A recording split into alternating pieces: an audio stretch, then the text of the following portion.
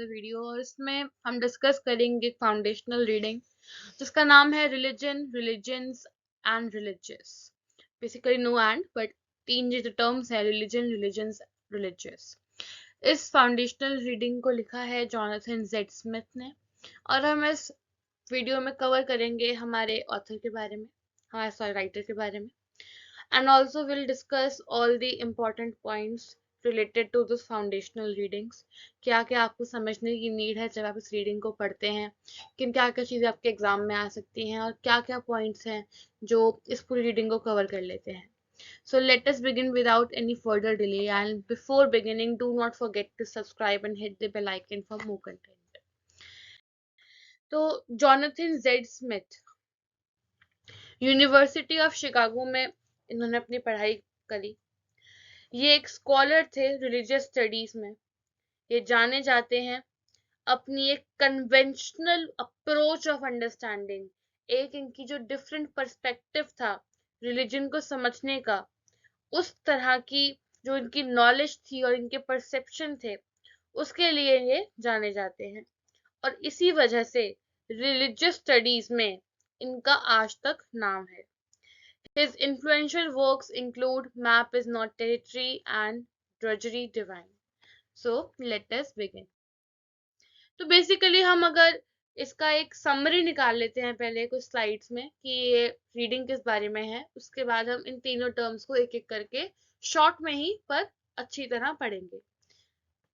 जितने भी पॉइंट्स इसमें लिखे गए हैं आप उसको नोट डाउन कर सकते हैं, स्क्रीनशॉट ले सकते हैं, because these are important and the true meaning and the true understanding of this reading। तो बेसिकली स्मिथ का ये कहना था कि जो रिलीजन है ये एक मोनोलिथिक फिनोमेना नहीं है, यानी कि ये कोई ऐसा फिनोमेना नहीं है कि मैंने बोल दिया कि मेरे रिलीजन में ऐसा होता है और मैं ऐसी चीजों को मानती हूँ या मैं कुछ चीजों को किस तरीके से करना प्रेफर करती हूँ तो हर चीज पूरी दुनिया में हर इंसान उसी तरीके से करता होगा। नहीं, instead, he argues that religion is a highly diverse and contingent aspect of human culture, shaped by specific social, historical and cultural factors। कोई भी पर्सन किस जगह में रहता है, कैसी सोसाइटी में रहता है, कैसा हिस्टोरिकल कंटेक्स्ट की कैसे हिस्टोरिकल कंटेक्स्ट से अपनी लाइफ लीड कर रहा है, उसके रहन सहन कैसा है और स्पेसिफिकली जो कल्चर में वो पला बड़ा है वो कल्चर कैसा है, इस चीज से उस इंसान का रिलीजन और वो रिलीजन को कैसे परसीव करता है ये चीज शेप होती है। स्मिथ ने अपने पूरे लाइफ टाइम में बहुत टाइप के ट्रेडिशंस और प्रैक्टिसेस को एनालाइज किया और हर चीज पे एक अपनी क्रिटिकल अंडरस्टैंडिंग दिखाई कि कैसे हर रिलीजन डिफरेंट है, फ्लूइड है, किसी भी पर्टिकुलर प्लेस के हर कंटेक्स्ट से रिलीजन अफेक्ट होता है और ये एक कॉम्प्लेक्स फिनोमेना है rather than a universal phenomena. Giving you an example, ये माना जाता है कि किसी भी भगवान को कोई प्रसाद चढ़ाना एक तरीके का रिलीजियस एक्ट है, but for me as an example मैं प्रसाद नहीं चढ़ाती, but I am the same religious, मैं भी उतनी ही रिलीजियस हूँ जितना वो इंसान है जो प्रसाद चढ़ाता होगा। तो बेसिकली क्या है, अब मेरे हिसाब से मेरी अंडरस्टैंडिंग ऑफ गॉड, मेरी understanding of religion and religious is different from a person जो प्रसाद चढ़ाता है। तो बेसिकली हर इंसान जिस जगह पे रहता है और जिस चीजों से वो अफेक्ट होता है वो चीज शेप करती है कि वो रिलीजन को कैसे मानता है और कैसी प्रैक्टिसेस करता है। Moving forward, it is one of Smith's key contributions is his emphasis on the importance of studying religion as a human construct rather than assuming its inherent truth or validity। Smith ये मानते हैं कि religion एक human construct है, यानी कि as humans हमने ये चीजें बनाई हैं कि हम किसी भी गॉड को कैसे वर्शिप करेंगे, ये हमें बताया नहीं गया, इसका कोई लिखी हुई हमको स्क्रिप्ट नहीं दी गई कि आपको पहले ऐसे माथा टेकना है, फिर आपको प्रसाद चढ़ाना है, फिर आपको वहां से वहीं बैठे रहना है, सुनते रहना है। It is a human construct कि हम किस तरीके से रिलीजन को परसीव करते हैं, किस तरीके से रिलीजन को हम जीते हैं। तो बेसिकली ये कोई इनहेरेंट ट्रूथ नहीं है, rather it is a human construct, it is a belief made by humans. He highlights the role of interpretation, representation, and power in shaping religious beliefs and practices, arguing that religious traditions are constantly being constructed and reconstructed by individuals and communities.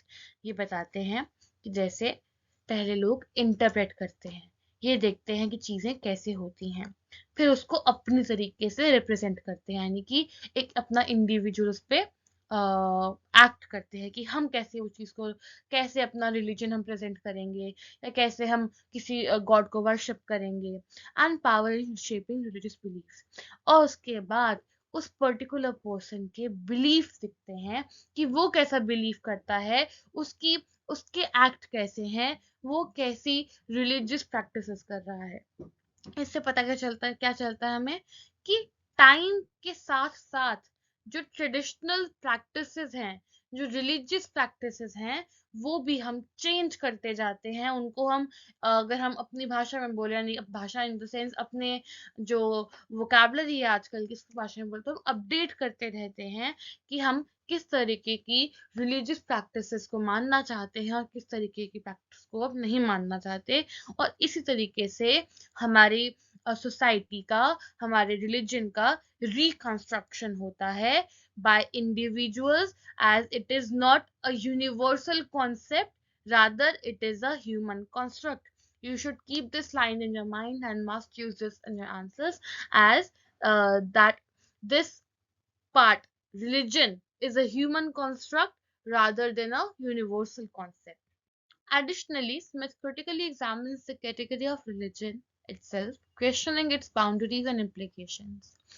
अब Smith ये बोलते हैं कि religion ये एक ऐसा concept है जिसकी अपनी बाउंड्रीज है, अपनी इम्प्लीकेशंस है, ठीक है।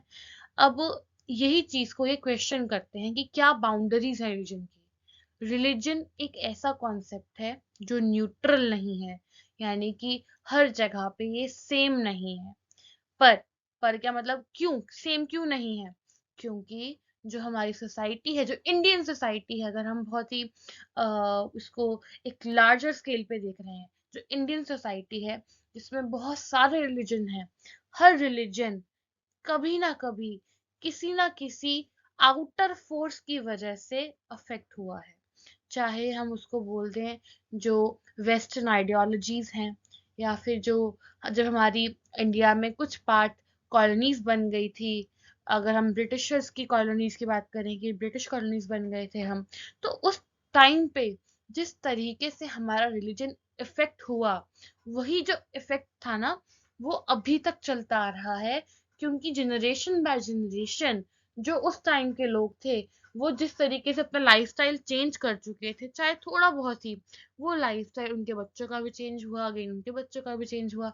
और ऐसे ही हमारा ट्रेडिशनल रिलीजन, जो ओरिजिनल रिलीजन था, वो अफेक्ट हो गया by the western intellectual history और the colonies, the colony system. Smith's work encourages scholars to approach the study of religion with greater reflexivity and sensitivity to the cultural and historical contexts in which it applied.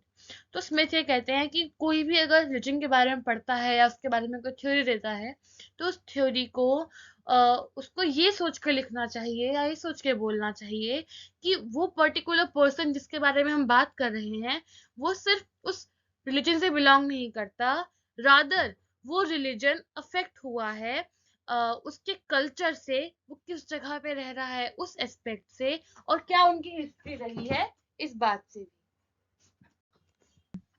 Moving forward, अब हम इन तीनों terms को as individual terms पढ़ते हैं। तो what is religion?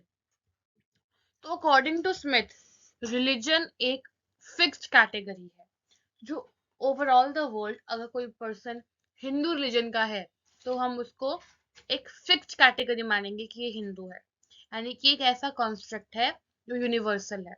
अभी हम पढ़ के आए ह्यूमन कॉन्स्ट्रक्ट के बारे में, उसके बारे में आगे डिस्कस करेंगे। तो बेसिकली अगर हम रिलीजन के बारे में पढ़ते हैं तो हमें ये जानना पड़ेगा कि रिलीजन है तो एक ह्यूमन क्रिएशन ही, कि ह्यूमंस के द्वारा ही इसको क्रिएट किया गया है।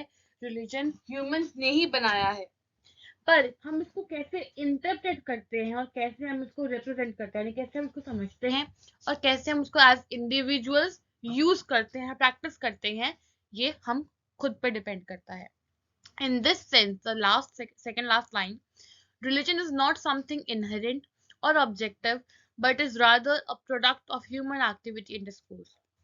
तो रिलीजन है तो एक फिक्स्ड कैटेगरी, पर अब ये एक ऐसा एस्पेक्ट हो चुका है जो ह्यूमन एक्टिविटी है, rather than being a fixed category.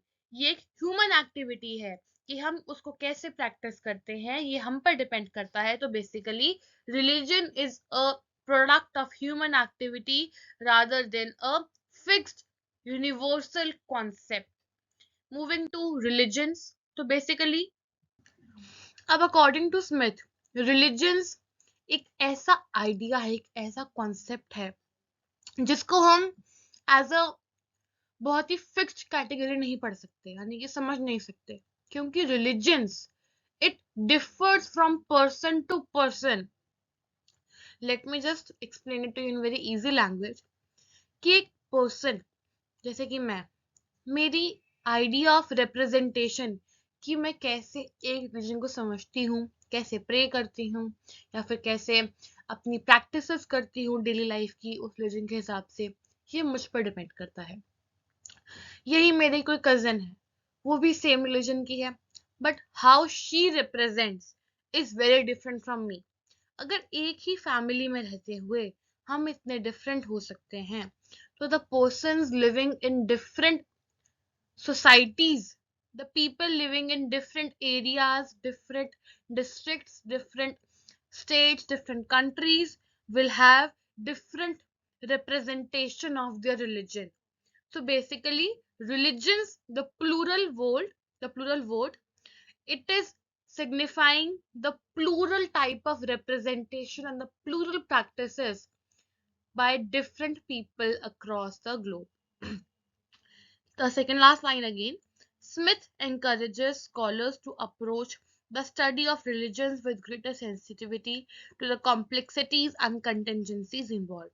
तो जब भी हम religions के बारे में पढ़ रहे हैं, religions के बारे में जान रहे हैं, तो हमें इसको ज़्यादा गहराई से समझना होगा, क्योंकि बहुत ही complex term है ये, क्योंकि the complex nature of the people will have a complex type of conclusion.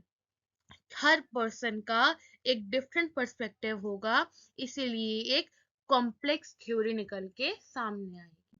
Now what is religious? अब अकॉर्डिंग टू स्मिथ, रिलीजियस का मतलब होता है किस टाइप की बिलीफ्स हम करते हैं, क्या हमारे बिलीफ्स हैं, क्या हमारी प्रैक्टिसेस हैं एक रिलीजन के चलते हुए, हम कहाँ से बिलोंग करते हैं, तो हम किस तरीके की प्रैक्टिसेस को पवित्र मानेंगे, किसको अपवित्र मानेंगे, इन शॉर्ट किसको प्योर मानेंगे, किसको इम्प्योर मानेंगे। It is totally depending on us.